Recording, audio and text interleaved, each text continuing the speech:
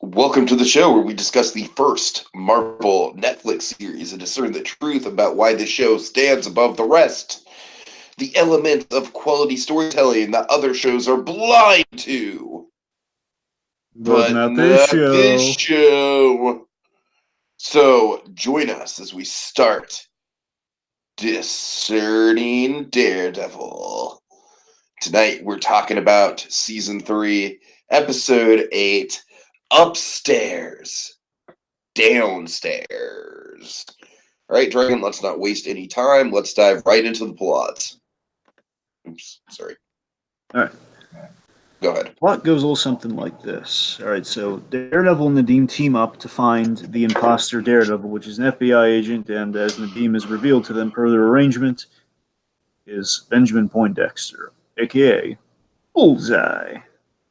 What a twist. Not the horse. All right. So, Foggy and Karen, they both try to expose Fisk in their own little ways. Karen, very reckless.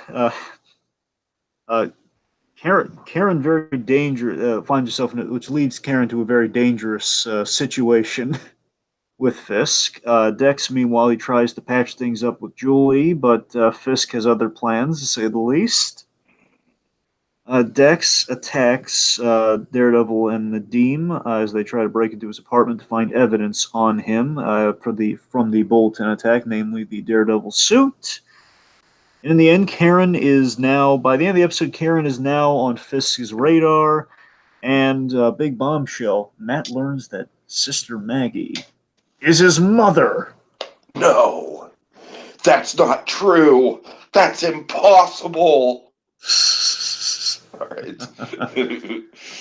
That's the episode. Okay. All right, let's dive into the arcs, Dragon, starting, of course, with the jolly man in red himself, not Santa Claus. Well, in this case, again, And it's in so this case, funny. not wearing red, but But just to make your Santa Claus pull relevant, though, again, Born Again did have a scene where Turk Barrett was in a Santa Claus suit oh and god. stabbed Matt Murdock. Well, I was thinking more in terms of like, hey, we recently talked about like a Christmas in July thing where Superman poses as Santa, so it's kind of But the only real missed tangentially opportunity, related. they didn't end season two at Christmas time. Literally, the only missed opportunity with Daredevil, honestly, is the fact we didn't have Turk Barrett in this season because he's been in all the other ones. That's the shame on it. That's like, and he's literally in Born Again too in that Santa. It's like the only missed opportunity, personally. I feel Right. season. As much as I love it. All right. All right, so Matt, start us out. What's he up to? All right, let's see. So Matt, he's approaching the doppelganger problem very strategically. As he's been going on the more strategic kick. He kind of hit a moral dilemma where he's kind of acting a little bit more like Fist than he would have liked, and he kind of adjusted. He uh, he accommodated that really quickly, where he's now teaming up with Nadeem to get an edge over Fisk, where he's working with the FBI, but kind of like a small, tight knit operation. He's not like officially working with the FBI because given the fact that he's a fugitive, but he's convinced the main guy who's kind of responsible for letting Fisk out of prison. So apropos, they're working together to kind of discern what the heck is going on with Fisk. Mhm.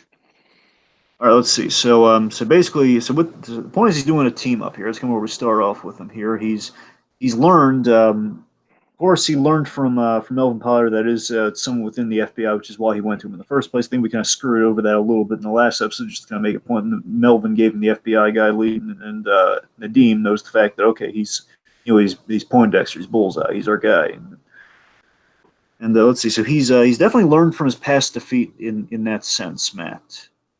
He's trying to control the situation with the knowledge that he does have. He's um I'm sorry. Let me rephrase that. I love that he's taking what he learned from his past defeat with Bullseye in the Bulletin when he was fighting there was Daredevil during the Daredevil versus Daredevil fight in the Bulletin. He took on a lot of damage. He was again really kind of a Daredevil past his prime versus kind of like an evil Daredevil at the height of his prime. Um, just kind of at the height of kind of the Defenders level Daredevil prime with kind of the marksmanship abilities. And I love that Matt has learned from his defeat in the fact that during that fight he uses objects to kind of like basically he knows that okay, this guy's a ridiculously precise marksman. I'm going to try to draw his fire so we can not die in this situation, like I nearly did the first time. So it's really Yeah. I'm smart. glad you're mentioning that. That is clever. He's, first of all, he instinctually knows that he's ricocheting the bullets to begin with when Nadeem is like, oh God, it's coming from an entirely different direction. Mm-hmm. That's the thing. So again, Matt's smartening up. Again, in the face of the aftermath of last episode, just kind of traditionally, when Matt faces defeat, like any good warrior, any good hero, he learns from it, which is what kind of gets put into play with him here. I like that by the end of the episode. Here's not a whole lot with Matt this episode in Yeah, terms of him. I'm like thinking about it. Like, yeah, come to think of it, Matt really doesn't have a lot this episode. I mean, remarkably, this episode, if I'm being frank, we don't have to jump to him right this second, but this episode really is about Dex and Karen, if we're really kind of boiling it It down. is, for sure, for sure. I mean, Fist. I mean, this is one of the rare times where I mean, we haven't done this since like I know season 2. Obviously, Fist really factored into that season, but rarely like since season 1 have we had episodes that we didn't have to factor in Fisk into the arcs. Rarely is the case that we actually have Fisk in the episode. But we can't really do an arc with him because he doesn't really change in this episode. We don't learn anything major about him. I'm still getting jiggy. Let's see. Anyways, our okay, anyway, in all seriousness, getting back to Matt though. Again, Matt does has a brief arc, but it's a major arc though. He does have a major revelation by the end of this episode. So before we get to that point, real quick, I want to mention that he does see a parallel under the Daredevil mask per se with Dex via the tapes. He gets to know the kind of the symbol of everything he's fighting against, of kind of everything he has a distaste for within himself in the new Daredevil, and he kind of learns about the guy via. This is the first inkling he gets about the guy underneath the mask in Dex with the tapes. And he sees like someone else who's grown up alone and without parents, and he sees like, again, this is a path he could have gone down. If again, it's kind of a warning of, if you keep going down that path where you're going to renounce your path, you renounce the mission, you renounce all these crux, these things that are kind of the crux of who you are, you risk becoming like Fisk or becoming something even worse, like this guy, kind of a directionless, gifted person. Like you could become like a stick without a mission, one could say. Kind of a murdering jack of all trades. Yeah, there's a lot of fascinating parallels between Dex and Matt that we've already explored through these episodes, but I think this episode really kind of puts that all under a microscope for sure, and it's really interesting.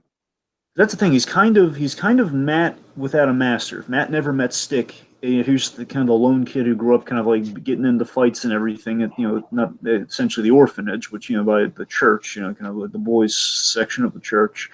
He could have ended up like Dex. I mean, maybe not as murdery, but he still could have going down a really dark path. He could have killed people individually. Right. He could have become the Punisher more accurately, I guess. Yeah, for sure. Let's see. I like that he doubts his path for a moment. By the end of the episode, he's kind of doubting his path, considering how he's doing the right thing. He's finding himself back to where he was in season 1. This episode, he's doing the right thing. Where again, if he were just going the way he started this season with, if just renouncing the mission entirely, if he's just like kind of taking things, going more vigilante than hero, what he would have done is, okay, I have the name of the FBI agent. I know who the guy is. He's about to come in the door right now. I'm going to take him out, not kill him, but I'm going to beat him senseless while he's not expecting it. Breaking my word to Nadeem, though. He would have broken his word to Nadeem, but it would have gotten the job done. And him doing the right thing that he didn't do last episode. He's still haunted by what he did to Melvin. He tries to account for that, doing the right thing. And again, Bullseye continues to be let off the chain and still remains a danger, and he blames himself for that. Yeah, and I like how that the major revelation of this episode, which of course we'll kind of build to, I like that Maggie is kind of like, she's not really in the episode until that point, but she does sort of, we've already established in episode 7 where she's cleaning Matt's wounds. It's like these two have kind of like worked out such a routine with each other. It's almost kind of like a back and forth sort of like dynamic, and to have that sort of like at the end of all of it, where Matt's kind of just gone through, like he can't win, either way. It's like if he betrays people, then he feels super bad about it, and if he keeps his word, then people, then it doesn't work out. So he's like a blind ninja Charlie Brown. Right, exactly. Oh, God. You Yeah, just pretty can't win. much. But Pretty much. you know what? We don't have to prolong it that much further because it's kind of the next point I was about to make. So might as well get to it now. So I would view it this way. So of course we have the major revelation that Maggie, sister Maggie, is Matt's mother. Sure, which of course we all kind of like knew that if we were familiar with the comics, but I do really love how it's played here with with how Matt discovers it with the hearing and everything, and Maggie praying, and just the look of horror on his face and everything, like, oh God, Mom. It's all really powerful the way it's set up, even if it's a reveal that we kind of knew was coming from the offset of the season. I love how that scene is shot and how we just end the episode right there to see like Matt just taken off of his game right at the very end. So two things I want to note here. One, the major crux, I think the major theme of the episode. Before I get to that point, I want the continuing theme of this season where it's yet another moment of Matt here where is it yet another cosmic punishment for you still not have taken care of Fisk. You know, you're still like, you're my servant and you doubted me, therefore I'm going to make you suffer with. And Maggie's your mom. Oh God. Or the positive way of looking at it, again, the accepting the path as the servant, as the superhero, is that no, it's a gift. You now get to know your mother. I think it's a little bit of both. I think it's That's like, the thing. in the moment, it's kind of shocking, but then, like, maybe as he's coming to terms with it, he's probably like, well, like this could be a good thing. It could be like a resource for me to grow stronger. To really kind of dive into myself as a person and kind of discover my roots. Or making things worse by saying your mother forsaked you for a religious calling the way you forsake your friends for the calling of essentially for a similar religious calling or a No, similar there you go. calling of a There's that superhero. too, for sure. Okay, now the big thing I got to Tiki. I really thought I hit a wall this episode when I was just going through it the first time. I was thinking like upstairs, downstairs. I mean, it's basically the whole fight with Bullseye. There's the upstairs, downstairs of that, and I didn't really see it beyond that point. But I then saw the thing that it then Right, dawned on me. right, right. I swear I wasn't just. By all means, Tiki, you could just say No, I'm I'm glad. crazy. I'm glad I wasn't the only one, Dragon, because I was definitely kind of confused by it as well, and I honestly felt stupid when I realized the symbolism of it all. Here's the thing. So the upstairs, downstairs of it all. It's again, you can say I'm just making things up here, but I swear to you, I saw some thematic crux to where I didn't expect to initially here with the upstairs downstairs. I'm gonna get into it more when we get to one of our other segments. I'm gonna try to spin it to kind of thread the needle through when I can here. So the one with Matt though, I gotta bring up. So the upstairs downstairs of it all. We have upstairs downstairs in the literal sense, but in the thematic sense, um, there's there's the arc of basically there's the arc of Matt of going upstairs. Of course, ultimately Matt's going to go upstairs. And he's kind of in a crisis of faith. The fact that he hasn't on of his own accord gone upstairs and taken part of the prayer. He hasn't really. He had that moment with Father Lantom episodes earlier, but he hasn't really. He's in the downstairs that is the basement, and he has to go upstairs for to kind of embrace the religion. Kind of come fess up to the crisis of faith that he is going through, and just kind of make peace with it. In this case, make peace with the whole Sister Maggie of it all. And of course, as we know, he's going to have to go upstairs to fight, for the big the rematch between him and Daredevil. Which, of course, that'll be him accepting the truth and again facing the religion. It's going to be really crushing and really bloody. So there's that sense. There's the literal. So that's the literal sense of the. I guess that's the literal sense of the upstairs downstairs. And in the other sense, I'm going to get really heady with it later on. Well, I'll say that for later. But let's just say he's again, obviously by the episode, of course, he's downstairs when he hears this truth from Maggie. Of course, he overhears Maggie downstairs, and she's upstairs. And again, it's not just the religious kind of confluence of it all there. It's the fact that he, I guess I'll put it to you this way, right? Sorry, I don't want to jump ahead too much. I'm just going to leave it there where it is right now. So again, Okay, upstairs, fair downstairs, enough, in fair the enough. literal sense with Matt right now. So again, downstairs, just he happens to be downstairs, and upstairs is where that's where the major revelation of the episode is. Aside from the scene, we happen to have a lot of literal upstairs, downstairs. Like, more on it later. I don't want to gild the lily too much on that. Okay, let's move on. No problem. All right. So let's see. Next character is Dex. Oh boy, man, oh man.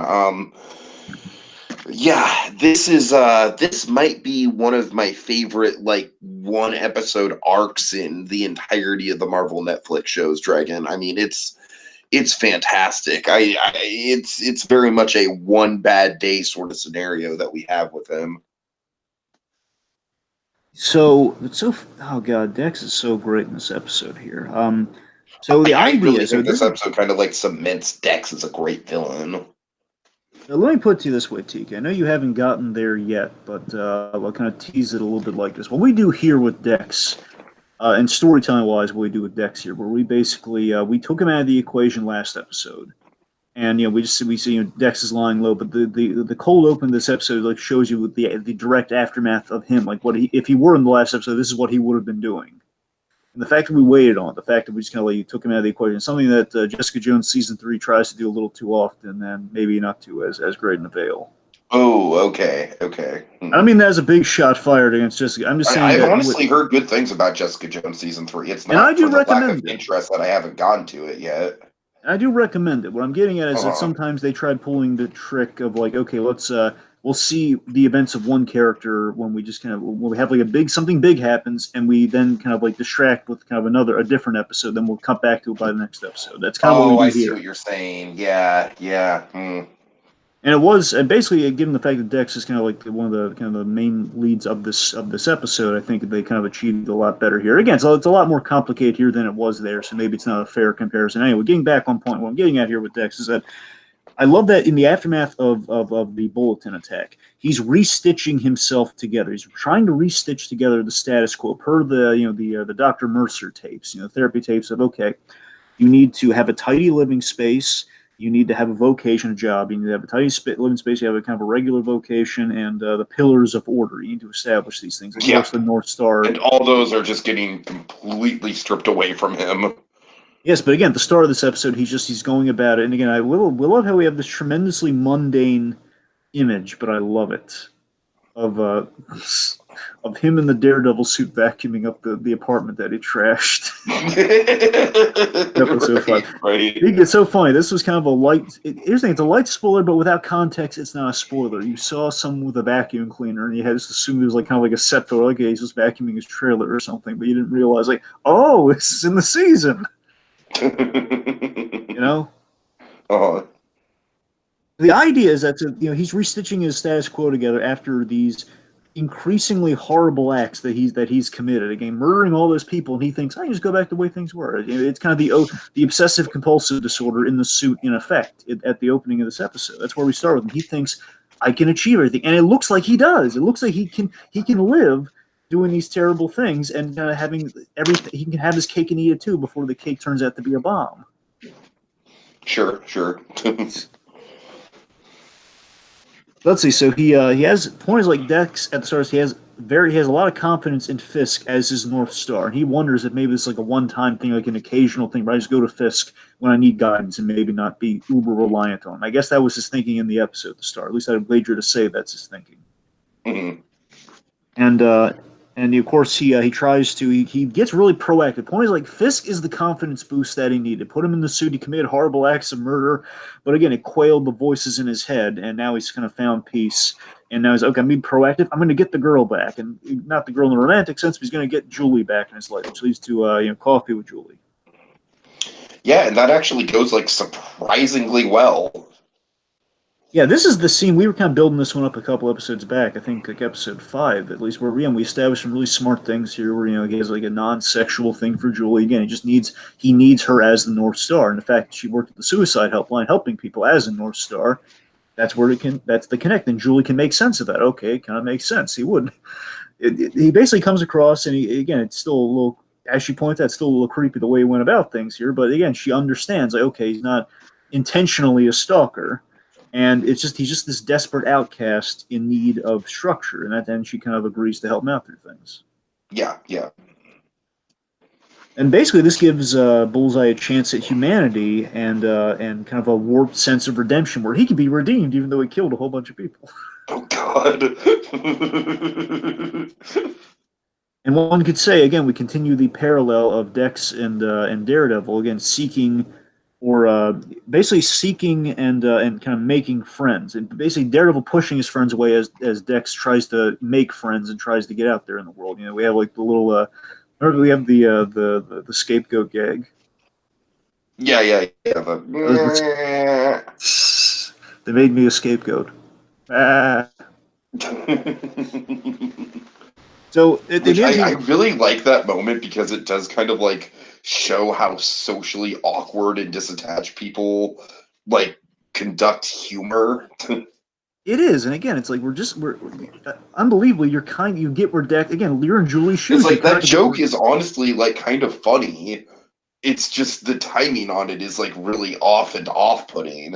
and again, it's the perfect thing that kind of communicates the point to Julie as well. It's like not the singular thing, but it kind of helps, and it's these little details that kind of help. Kind of like again, you're in Julie's shoes. You kind of get it. Where I feel sympathy for him, even though again she doesn't know the horrible things that he's done, but she feels sympathy for him.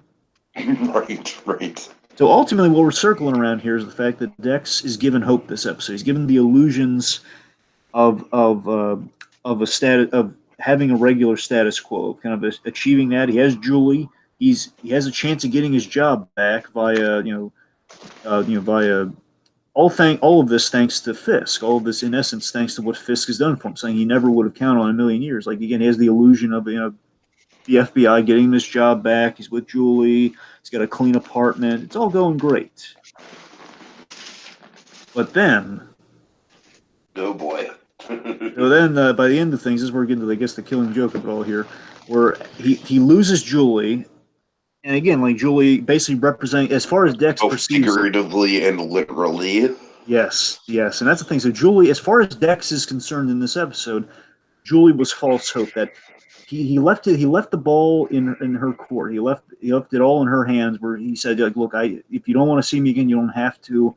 And again, she seemed to be like, "Oh yeah, sure, I'll help you." And of course, you ultimately find she was very willing to help him, but Dragon, again, taken out of those the equation. texts, man, those texts, just like Kingpin just knows how to cut to the heart of it.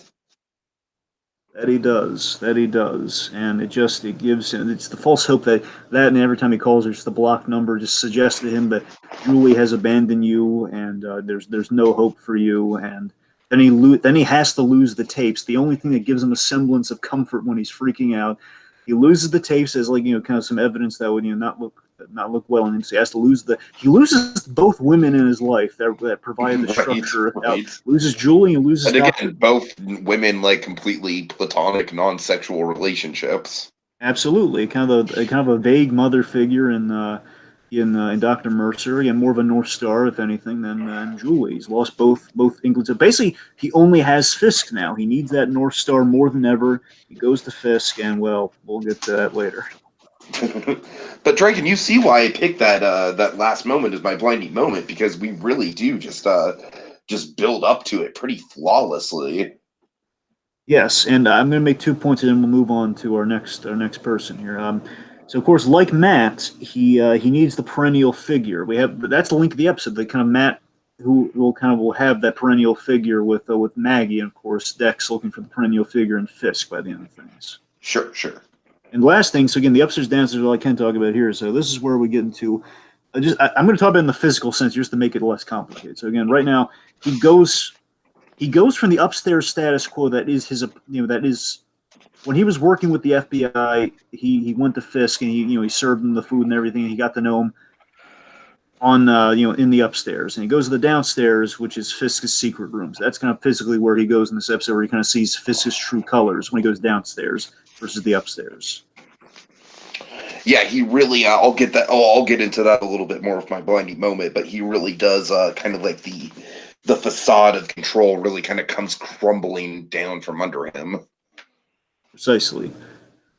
All right, All right, Karen. Karen. Oh, God. Hi, Karen. It's good to see you again. Most terrifying statement ever. Out of context, no idea why. Within context, oh god. All right, no, seriously, let's talk about Karen here. So Karen's working through the trauma and guilt of the Bolton attack and the aftermath, of course, as she was last episode. She reached a low point where her father's turning her away. She's kind of broken things off with Ellison. Like Karen's in really bad shape. Uh-huh. And Foggy inspires her to essentially what I would kind of equate it to. She weaponizes her guilt this episode. It's kind of what she does. Yeah, like Foggy almost kind of like inspires her a little too much He does, and that's the thing. She kind because of he kind of like weaponizes her inspires her greatest. to get a little bit more reckless than she really probably should have. Certainly, and she does get the idea from Foggy, basically to kind of like even kind of take the bull by the horns and like challenge Fisk in a public setting, or in this case, challenge Fisk directly, which is not a smart idea. Right. It's like, public is there's a big difference between public and like a one-on-one face-to-face bout. Absolutely, but I love that she's weaponizing her greatest weakness, her past. She's using it to her advantage, like especially the stuff with Ben Urich and the stuff with her past with Fisk. She weaponizes it, and again, it gets her somewhere, but it's not going to get her anywhere nice and sunny. Let's say. Right, right. She is so essentially she's driven to desperation with a potentially suicidal plan, to say the least. To atone, one could say, I'm going to raise you this. I think there's a question. So from what I can tell, it looks like Karen. So Karen was supposed to go to Ellison with the revelation from Foggy that we can get him on the murder of his father. Like that murders. There's no limit on murder. There's no limit of um, statute of limit. I don't know why I had that backwards. I'm sorry. There's no statute of limitations on murder, which means they can get him for the fact that okay, Fisk killed his father, therefore we can get him for that. And she's supposed to take that to Ellison. Mhm. Problem. She doesn't take it to Ellison again with the overwhelming sense of guilt and again the recklessness. I'm going to take it directly to Fisk here, and I would argue she's in such a low of lows from last episode. She's in such a sense of desperation. She wants to atone for her culpability and all the deaths of her past. She's willing to die. I think she's going to that room willing to die personally. Right. Yeah, I mean, I definitely think that the season's trajectory for her with a really dark arc, I think it definitely plays that way for sure. I would agree to that. And of course, this mirrors the whole thing we've been setting up with her from the very beginning. She's kind of adopting the Daredevil vigilante tactics, and she's kind of an ambassador of that, as basically as Matt's friends being an ambassador of his dual identity here. And of course, in doing so, she again, like Matt, is very suicidal in her tactics, and of course, it ultimately backfires.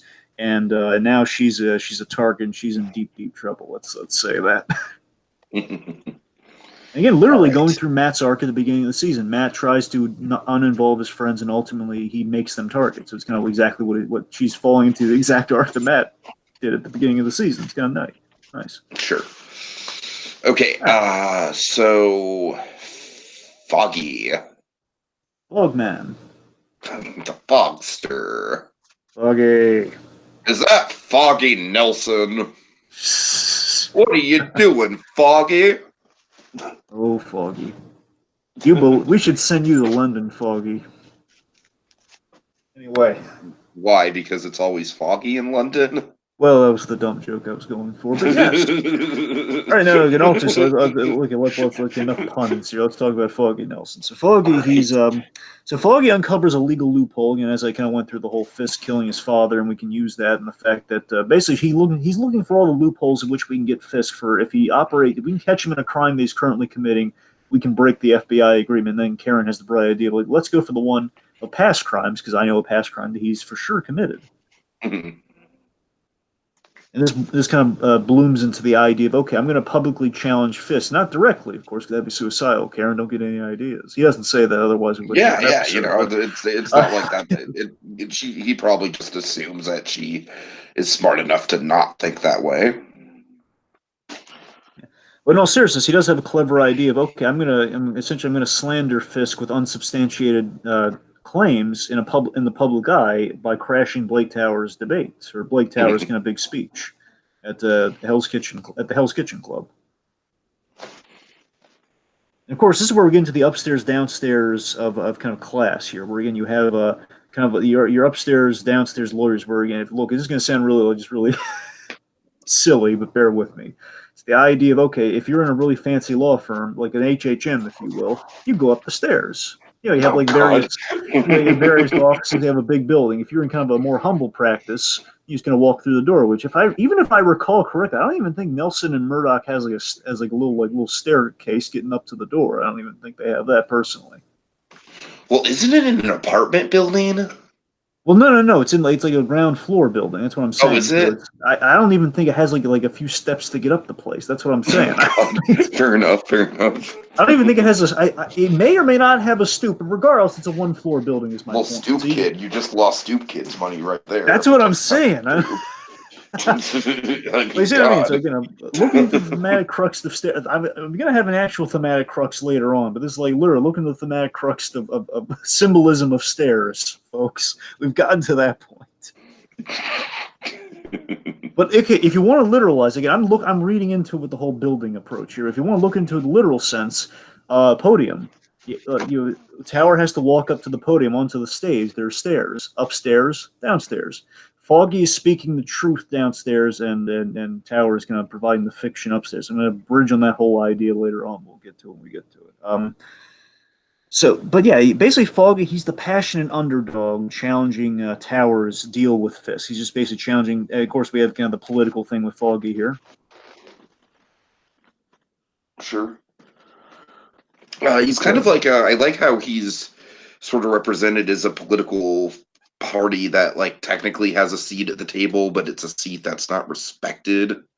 certainly, again, he's basically a write-in. The write-in is like it's like maybe let's just say it's a little lower than like the third party in an election. It's kind of like it's the biggest long shot. Let's say it's kind of like this guy didn't even have like people backing financially backing him being the idea. It's just like he has the support of the people, not the money of the people. Mhm. Let's see. So again, he's a passionate underdog, though. Again, I believe in Foggy Nelson. I wouldn't put that on a pin because if I put that on a pin, then he'd be deformed in some way, shape, or form. If I learned anything from elections that said we believe in somebody, it never works out.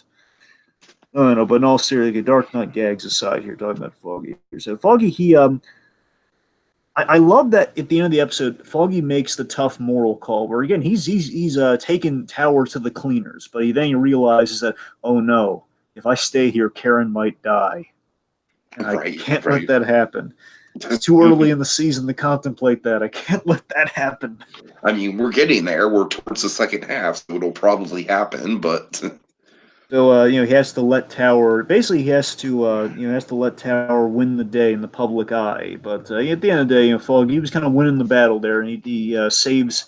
He goes to save Karen's life, and I love that Foggy's just kind of fed up with her Daredevil tactics. Just like, oh, you know what, Karen? He's just really sick and tired of it when he's in the elevator with her. All right. okay, so I guess then switching off, let's get to our next segment. Let's go to our daring dynamics. Yeah. Look at those D's. Come on, D. All right. Okay, so Fisk and Dex. Look, I mean, I'm gonna kind of build to it with my blinding moment, of course, but I love how much Fisk is just completely fucking with Dex from like every angle this episode. It's like he brings the lawyer on to give him false hope because he knows that it's going to be a lengthy process, and he knows that the lengthy process is going to fuck with Dex, and he's not going to like it, and it's going to completely like disrupt his whole routine. So like everything that Fisk does this episode, even though the two of them don't really interact until the end of the episode, everything Fisk does is kind of like towards this bigger purpose of like just completely breaking Dex into this malleable tool. And it's just a very sad, very powerful, revelation that we get here. Well, Tiki, I don't mean to kind of cut the legs out from under you, but lawyer was Nadeem's doing. So, I'm sorry, what? lawyer was Nadeem's doing. Remember Nadeem? And I mean, don't get me wrong, the FBI chipped in. So there's a question of like how much of that was Well, them, that's but the it's thing, still. I Dragon. mean, I feel like I feel like there's some. I feel like there's some ambiguity there. Like it might have been I'll Nadeem's give you that. doing.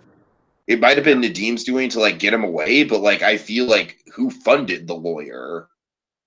That's fair. The idea is there was a collection pool, and that's pretty easy to track. But again, knowing what we know about the FBI's question, how many of those guys would have been able to afford a collection pool? That's what So I'm saying. that's a fair point. I think we should address the major one that we know Fisk is responsible for. Okay, go. Well, yeah, Yeah, sure. I was kind of dancing around that, but Yeah. sure, go ahead. We got to look at the Julie of it all here. So obviously, so Fisk, there's a manipulation at play with Dex, regardless. However, we get the lawyer semantics of it all. There's a manipulation at play, and assuming, I mean, basically, there's some direct proof in that. Assuming Fisk can hear that cafe conversation, even if because it's black and white footage. And here's the thing: we know the colored security footage Fisk can hear in his penthouse. He can hear that. But when he hacks into like security cams, well, that's the thing. I don't even. It's hard to tell. It's probably a setup, I guess. But then again, I mean, a coffee shop might have a security camera. I don't know. The point being, there was a security camera in that coffee place, and I don't. They didn't hear any sound. I went back to it to make sure. I didn't quite hear any sound. But regardless, okay. Fisk is making the call all the same, but if he hears the whole conversation, then he's absolutely making the call, educated, kind of an educated call. My point is, Fisk understands one way or another that Julie is Julie's competition for the North Star position. That he basically Fisk comes to understand Julie is not Dex's Vanessa. It's not a sexual thing. I'm saying we would know that 100% if he could hear it. Well, that's the thing we don't know 100% whether he knows like the whole Vanessa. But okay, so it's not it's not a relation. It's not a love thing. It's just like there's a North Star, and because of that, de facto, I would argue that Fisk says, well, she could ruin my whole manipulation here, therefore she has to go for the greater good of what I have planned for Dex. So it's that's absolutely how I read it. Yeah, exactly. So, and the other thing though is she needs to go for two reasons. One, for Fisk's own end, which is the whole North Star thing, but of course in the sense of helping Dex, if she is in Dex's life, she's going to help him continue the old status quo that Dex was going on about that creating the fiction. And of course, as we know, Fisk hates the fact, legitimately, he believes that Dex shouldn't live a fiction. He should embrace who he is the very same way Fisk embraced who he is. Right. And that's where we get into the big kind of upstairs, downstairs of it all for me, Tiki. I would argue the upstairs, downstairs crux that we have really driven home by Fisk and Dex is that the upstairs represents the fiction. Fisk, as the FBI's kind of prisoner in style, is the fiction upstairs. The truth is downstairs, where the underground bunker where Fisk has all the control and everything. And all the other upstairs, downstairs of the episodes where it really hit me that if you look at all the other upstairs, downstairs correlations, they all relate to fiction and truth. The upstairs is the fiction. The downstairs is the truth. Look at Foggy and Tower. Okay, Foggy. Tower he's the fiction of like everything's fine. This Fisk steal's on the up and up. Foggy, he's the guy on the ground floor telling you the truth. That Fisk is playing you guys. He is. Matt Murdock, similar thing. Again, it's the fiction is the truth that Maggie, until she reveals things at the end there, she's been living the fiction that I'm a nun, not your mother. And Matt learns the truth while he's downstairs. You see where I'm going with here, right? I do. It's definitely more heady than anything I could have possibly come up with, but I commend you for it. Exactly. And that's the thing. So I love that with the call that Fisk makes here, we're like, don't embrace the fiction, embrace who you are. She has to die. And in doing this, again, the idea that Fisk is against embracing fictions. There is a little bit of hypocrisy in what Fisk is saying. And Fisk is not necessarily lying because he's never asked point blank, did you kill Julie? Otherwise, he would tell the truth. At least he might. It's unclear. He might. But there's some hypocrisy in that Fisk is creating a fiction about Julie's disappearance. So that's the closest thing Fisk ever gets to a lie in the whole history of the series. If you really want to look at it, he creates that text, but again, for the greater good. Yeah, sure. And again, there is a care, there is a mentorship. He's the comforting figure who understands him. And I'll save the rest of it when we get to your moment. But it's very interesting, the whole dynamic between Fisk and Dex. Okay. Ooh, alrighty, Matt and Nadeem. Yeah. So okay, so first of all, Dragon, let's just address this up front because I don't really want to dwell on it before we get into any of the thematic stuff. It does kind of bother me when shows do these sequences where it's like, oh, we're only lit by flashlight because we're going to experience what the characters are experiencing. And the problem is, Dragon, when your means of viewing media is a laptop and it's the middle of the day and maybe you don't have the best blinds, it can get a little get a little bit hard to see, my friend. It really felt like I was staring at pure blackness. I really think they could have lit this scene a little bit better. Still giving it ambiance, but I don't know. I feel like David Fincher is kind of like a master of flashlight lighting that is still well lit. You know what I mean? And I don't know. Like I said, I don't want to dwell on it, but it was kind of like an issue that kept me from fully embracing this sequence. And I know it's an issue that was more caused by the technical setup on my end than the actual episode, but just kind of wouldn't put an asterisk there. And of All right. course, Anyways, good. I'd raise just one, let it drop here. I'd raise the point of, again, wouldn't it be scarier if you have this perfect marksman, kind of shooting at you in darkness where you can't see where he's coming from and he's a perfect shot? Wouldn't you say that's even more terrifying, though? I mean, you're not wrong about that, but I'm just saying, like, contextually, we have 10 minutes of just like, all right, it's really, really, really dark lighting.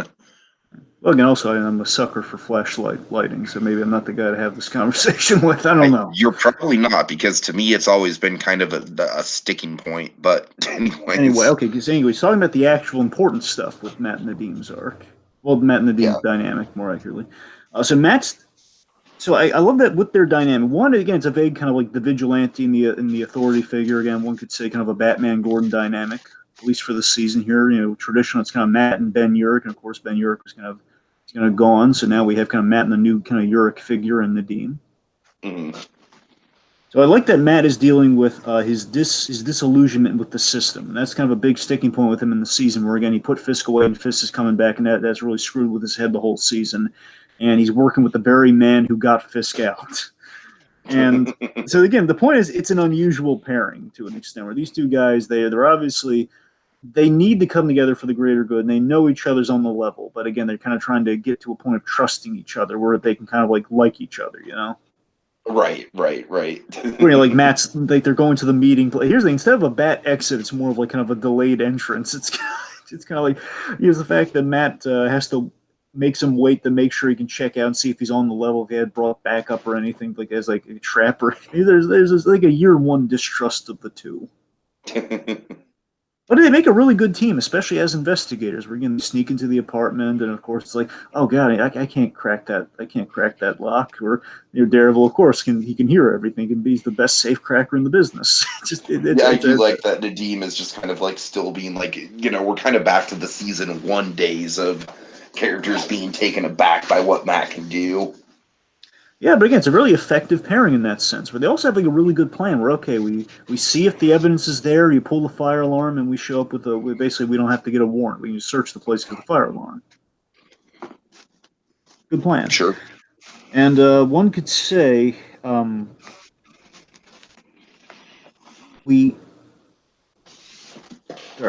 could say we kind of Nadeem's. It's very fascinating where we have in this season we have a dynamic between Nadeem and Fisk as well as Nadeem and Matt, and of course we've seen Nadeem did have chemistry with Fisk where they both had a need, they both had something they both wanted to kind of serve their respective families in a sense. They both had the kind of reluctant partnership going on. And this reluctant partnership is, again, these two guys, they have a distaste for Fisk, and they've both been kind of taken aback by him. And he kind of mirrors Fisk's the trust issues that he had with Fisk are kind of abridged here with Matt, where again, it's not taking as long to build like a reliancy in a running thing. More well founded here, like okay, this guy should be on the level. It's just a question of like can I trust him? Mm-hmm. And in the end of the day, Matt does keep his word, not attacking Dex, which of course leads to a disaster and leads to Nadeem getting shot. So again, it's a partnership that Nadeem's kind of getting. What does that tell you, Nadeem? Sometimes you got to kind of just listen to the other person's instincts in situations. And one could say Nadeem's kind of getting a taste of what Matt Murdock's life's like, where again you do the right thing and you get hurt a lot doing it. Exactly. Right. And then we get to the really important dynamic. Okay, let's see. Yes, Fisk and Karen. Oh, this is a Hello, big one. Karen. This is the most fascinating part of the whole episode, as far as I'm concerned. So this, Tiki, think about how mind-blowing this is, all right?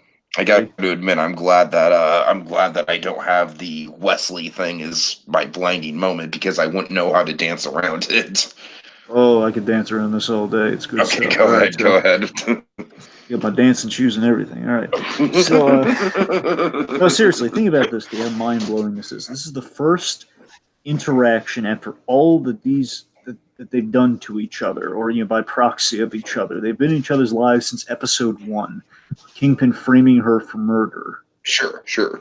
Ever since the first episode, they've been screwing with each other's lives and her in the press and going after him and everything. Is all of this, and of course, because of Karen Page, because he screwed with Karen Page, Daredevil's on the Kingpin scent in the first place. All of this because of Karen, and they both in the scene try to manipulate each other. Their dynamic amazingly hinges on the fact that Karen is more like Fisk than Fisk expects, and that's a genius idea. It really is. Hmm. I mean, again, it's like the idea that one is more human than the other. In a sense, Fisk is in this scene is a little more human than Karen is, which is kind of gobsmacking. Like, oh my god. Right. Again, Fisk is all pleasantries, and he's just getting. It has like a little sinister moment. He's just trying to get confirmation on something you already know. So he's really Fisk is not necessarily she's the kind of the one kind of going on the attack here. Yeah, she's the one being like, "Hey, as a reporter, I went to go see your dying mother, and I hounded her." And she kind of spells out why it's something that would piss him off. Absolutely, and of course, the big mind blowing thing is the fact that these two characters. This is unless I'm forgetting something in season three. And bear in mind, if I was just kind of watching through these for the second time when we do these. As far as I'm concerned, this is the only scene they share together the entire series. I'm pretty sure you're right. Yeah, because I mean, unless they have another scene in a later episode, even if they do, it's like more of like she's in the same room as him, less than having a same scene as him. And even at that, I really don't think they do have a scene even at that I level. know. I don't even. I know that's the thing. I'm pretty sure this is the only scene they ever share in the entire series, but it's a pivotal scene. We'll get to like why even more so it's such a pivotal scene. But yeah, so Karen, on the flip side of things, as far as Fisk is concerned, so Karen confirms Fisk is Daredevil suspicious. So now Kingpin absolutely knows who Daredevil is, and that's not good. So Karen has endangered everybody with this. Mhm. But she gets even. Putting it mildly, she gets even. So I just love how familiar they are. I just love how familiar they are, despite just sharing this one scene together. It's just great. Sure, sure. Right. Is that it? Yeah, that's it. Of course, we'll have more to build on when we get to your blinding moment, but until then, let's get into Dared to be Different. Yeah. Okay, so as I mentioned, I'll try to keep it abridged here. So again, the upstairs downstairs symbol of it all here. Again, it's kind of fact being the upstairs, truth being the downstairs. I'm just kind of trying to circumvent some of the examples I already gave here. Just again, you have kind of Matt and Nadeem with the whole like. There's a literal upstairs downstairs where the battle with Bullseye, and of course the idea is like Bullseye is kind of living. He's trying to kill them as they're going upstairs. They're trying to get back to the fiction of the status quo, but they're battling him from the truth, getting to the safety of the status quo, getting safe of like everything's fine as far as like if you just looked on this building, it's like okay, it's just Benjamin Poindexter happens to live in this building, and if Hmm. you looked into his apartment, which is lower than the rooftop and is lower than the fire escape, if you will, then of course there's a murderer there who's trying to kill you with accuracy beyond compare. And of course, let's see. So beyond, as I mentioned, of course, the whole, the whole, Dex and Fisk thing, where of course the fiction of Fisk, and of course below he has the bunker where he controls everything, so where no one is concerned. Big one with Fisk and Karen.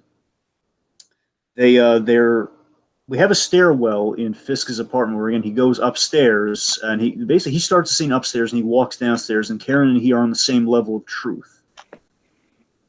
See what I mean? Yeah, yeah, for sure.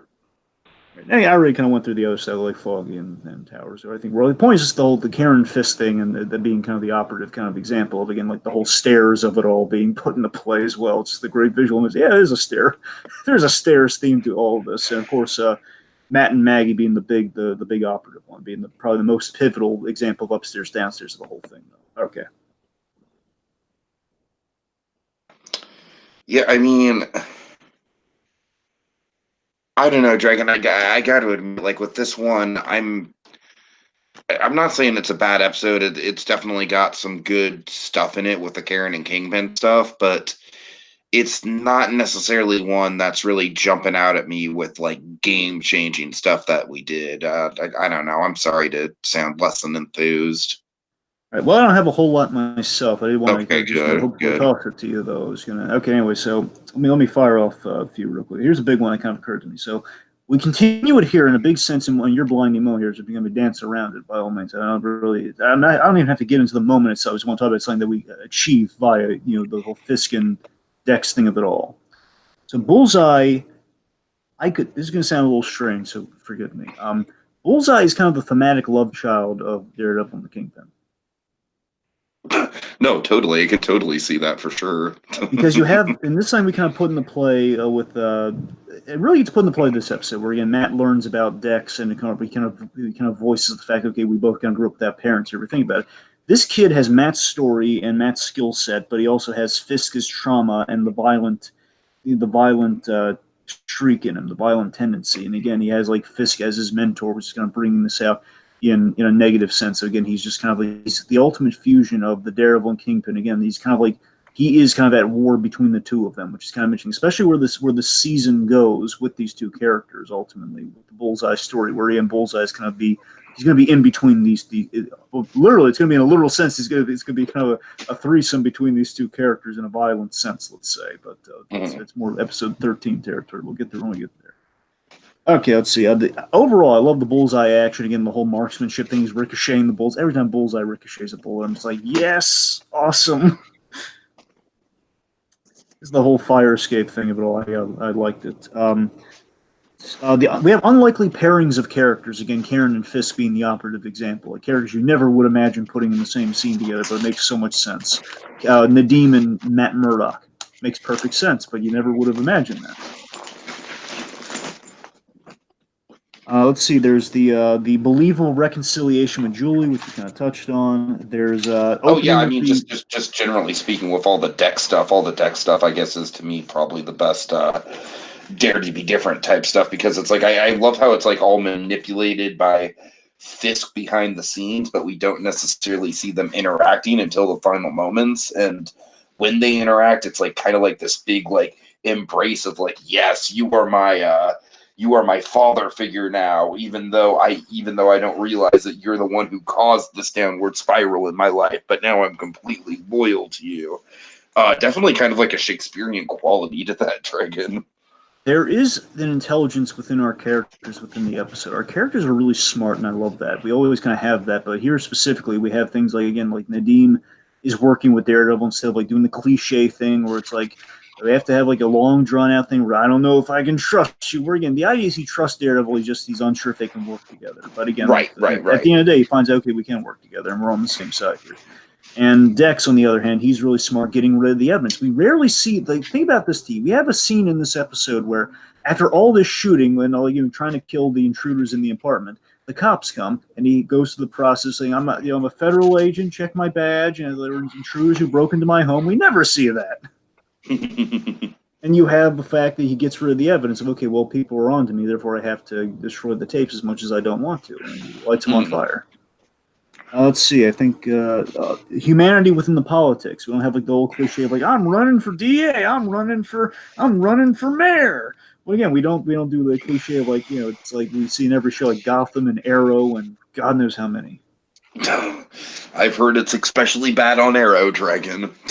It is, but Mr. Gerlach, I love Mr. Gerlach, who's kind of this. So when Foggy walks into I really do love him. He's a great like one-off character.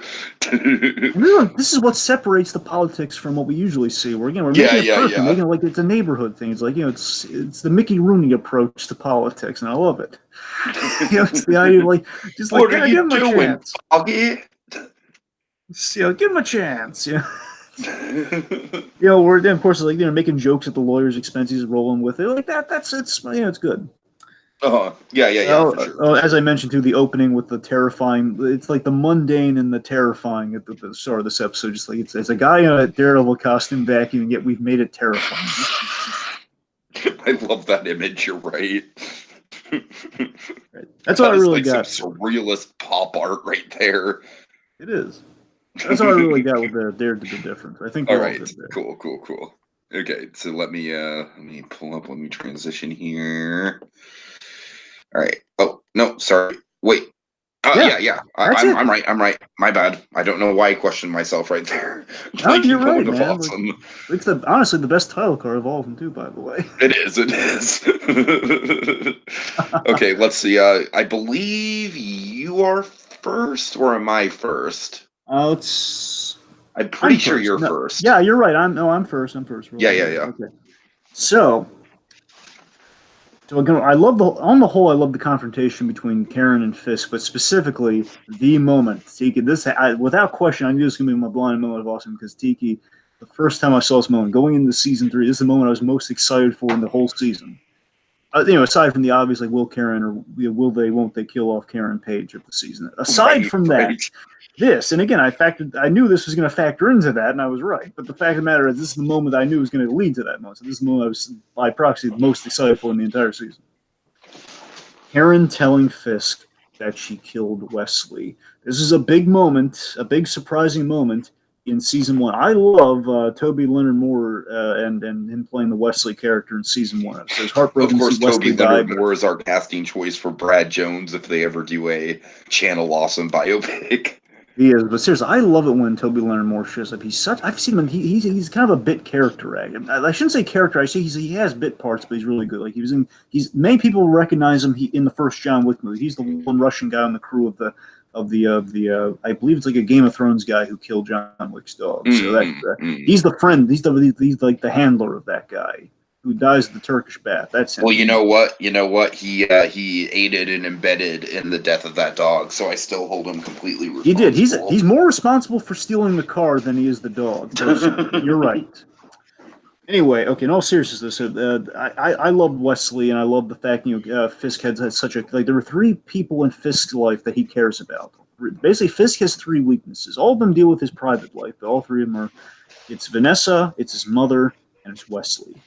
Sure. That's his kryptonite. Those the triad of which you bring the kingpin down. One could say the formation of which you bowl down the kingpin. But anyway, I love that it's a very big confrontation, and it takes Fisk off guard, and it leads to this moment where you knew this was coming, and it's the trump card that Karen's had in her back pocket since the first season, and she had that nightmare way back in season 1 where she feared that Fisk was going to come for her and kill her, and finding out that she killed Wesley. That was the aftermath nightmare of the episode that and then lo and behold, she's all these episodes later, she's taking that and she's really kind of like flipping it on its head. And again, this puts them on the same level again with the whole symbolism of like, okay, they're on the downstairs level. They're both kind of playing dirty. Again, if you want to look into the religious aspect for the whole too, the upstairs downstairs. Well, again, upstairs being the church, being the religious, like you're in the up and up. You're good if you're on the upstairs. Downstairs, you're getting more devilish. You're more you're sullied. You're cynical. Again, we have both kind of dirty characters here on the same level.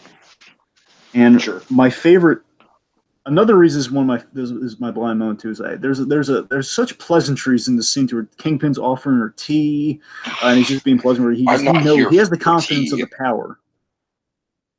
Like he has the confidence, he has the power of knowing that. Dragon. I'm sorry. I need to stop you. It's been a long time since we've referenced this, but when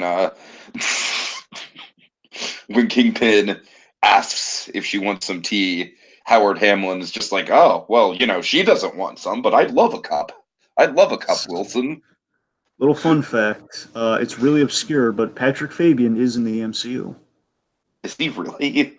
He's in Agents of S.H.I.E.L.D. He plays an alien character. Oh, dear. Okay. He was nice, though. He was kind of Fabian. Well, you know what? If Mahershala Ali can play a major villain and then get cast as Blade, I think anything's possible. That is true. No, but okay. But all seriously, though, one of my favorite bits with the pleasantries, though, is this literally this is like what gets us into the Wesley scene. And I always love this, even if notwithstanding the Wesley reveal of the drama of it. I always love this moment of comedy. But then just where Karen said, basically Karen after she spills the beans on Daredevil, where basically Fisk, and I love that Fisk just he doesn't even to hear her say, he just says, how long have you known the truth about Matt Murdock's secret identity, or his double life? And she doesn't say anything, but it reads on her face. Thank you for that, Karen. Yes, thank you, Karen. Then her response is, okay, you want a secret? And she basically spills a secret. You want to hear a secret, Wilson? Can I call you Wilson? I feel we know each other well enough that I can call you Wilson. Then here's the thing that kills me, all right? Here's the thing that kills me. For the most memorable, I gotta be honest, next to Nadeem, possibly the most memorable Kingpin moment from the entire season for me. As you wish, Karen. Which basically to me is like, I don't know, the very first time I watched it, I kept thinking it was different. I kept thinking it was like, yes, Karen, I guess we do know each other. Yes, Karen, we do know. God. We're basically just saying, yes, Karen. Basically like saying her name, like, yeah, sure, Karen. Right. Just so silly, just like him saying, but no, also he's like, as you wish, Karen. It's like a little moment within the drama of all this. It's just Fisk saying, yeah, we do know each other. We'll go on. But something I do want to talk about real quick. I know I'm going a little bit long on this, but forgive me. It's a big moment. Of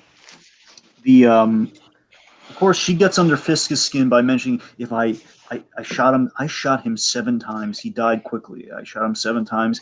I would have shot him more if the clip didn't run out. Like, oh God, she's so cutting. I think this is one of Deborah Ann Wool's best performances as Karen Page. Like, just how she's like, how fierce she is in this scene, and like she goes about not knowing. Of course, like she's speaking to like every supporting character in all of storytelling here. Like, you don't know if the hero's alive or not, and you don't know if the person you love most or the person you care about most is alive. And just not knowing is what really gets you. And like, it's just a really well written scene. And of course, when Fisk snaps, when he gets up and he gives a primal scream, and he rises up from his chair. You don't know what he's going to do. Or I've always held firm the belief that Kingpin, because of the connection he has to Vanessa and his mother, Fisk will not harm women. Ooh, I like that. Yeah. I've always held firm that belief in my own headcanon. And as far as the evidence is said, all up to this moment, I feel that to be true. And yes, Julie does get killed, but he didn't do it. And again, saw her more as, again, like a North Star, again, like a cog in the grander plan. And we know for a fact she's not a Vanessa to Dex, so that's why he probably wouldn't do it. Exactly. I really do think that is kind of like a factor to why Julie died. It's like, that she doesn't have that same sort of weight to her that Vanessa does. Now, honestly, given this is going to be a perfect segue for you, given where we go with your moment, given how we place emphasis on Kingpin's primal screams, I would argue he was just letting out a primal scream. I don't think he was going to hurt her in this scene. I don't think he was. No. Okay, yeah, good transition there. All right.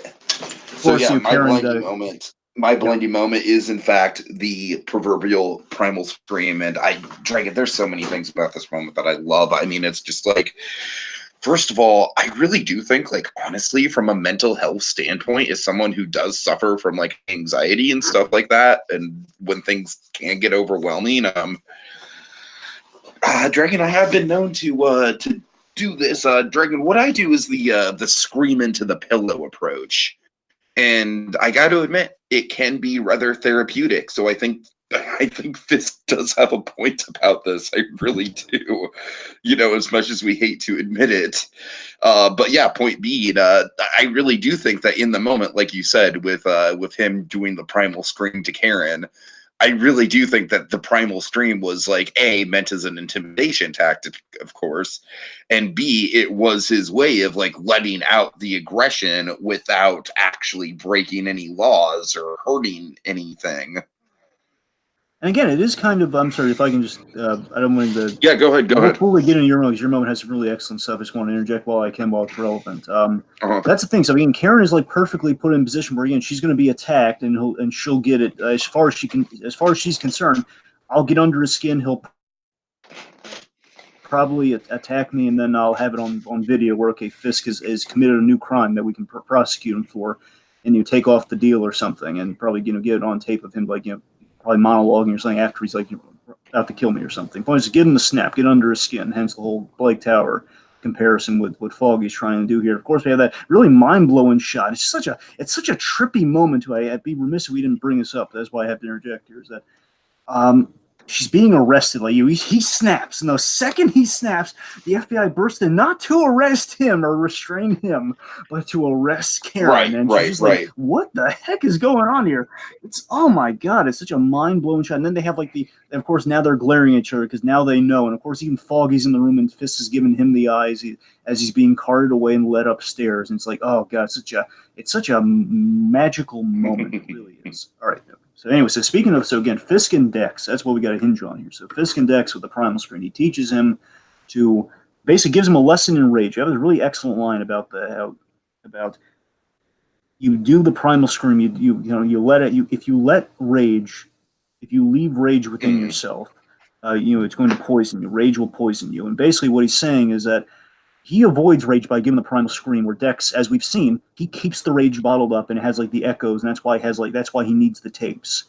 Because he keeps it bottled up and he doesn't let his rage out, he doesn't let his true self out. And that's why he has like all these the thing that brought him to suicide, a couple episodes back, where he has like all the past, kind of recollections coming to mind. Sure. Yeah. All right, so I already said that, I do kind of like relate to the primal scream of it all, and I do in fact engage in that kind of stuff myself. Like, I don't, like I said, I scream into a pillow, but still, it's kind of the same basic philosophy. It's like sometimes life just really overwhelms you and you need to just let it out, Dragon. I'm kind of a firm believer in that. I'm also a man who believes in a good cry, but that's a discussion for another day. I digress. Anyways, but speaking of the cry, though, we got to talk about the big moment that follows the follows. Well, yeah, I'm getting to that. I'm sorry. Please go on. Sorry. So Dex just does in fact do the guttural primal scream right in Fisk's face.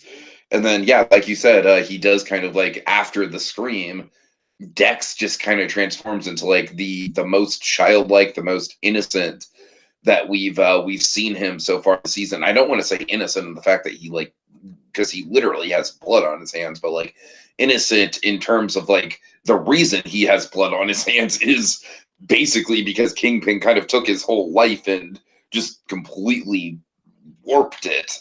So I think in that regard, he is kind of innocent. Yeah, I mean, basically, Kingpin ingratiates himself as the Rock when all is taken away, and literally as he holds Dex in a very eerily familiar way, the way Fisk's mother held him after he killed his father. Again, if they had one shot, it would have been identical. If we saw Dex, it's interesting. If we saw Dex looking at Rabbit in a snowstorm or just like a white space, then it would have been identical to Fisk. What happened to Fisk? But what we do have instead is that he holds Dex in a very parental way, and Fisk, what he's looking at, and of course, bear in mind the original sense, we saw what Fisk was looking at way back when, so it gets kind of more fitting, I guess. Fisk is looking at a screen where basically it's the same place where Julie was killed, and basically the body's not there, but it's Felix Manning, his fixer, cleaning up the environment. Basically, he's buying him time to clean up the thing. Basically, the representation of how he just ruined Dex's life to make him subservient to him and make him ingratiated to him. And again, he's giving him there's care, but it's still care as the product of manipulation. It's very fascinating. Right. And then also really quick, I love how taken aback Dex is by like, this has been here the whole time. It really is kind of just like go to the upstairs, downstairs thing. It's kind of like he's going down the rabbit hole, or through the looking glass, if you will. Literally through the looking glass, because you have to go through the mirror door to get into the thing. So, I do think there's a little bit of an Alice allegory there somewhere.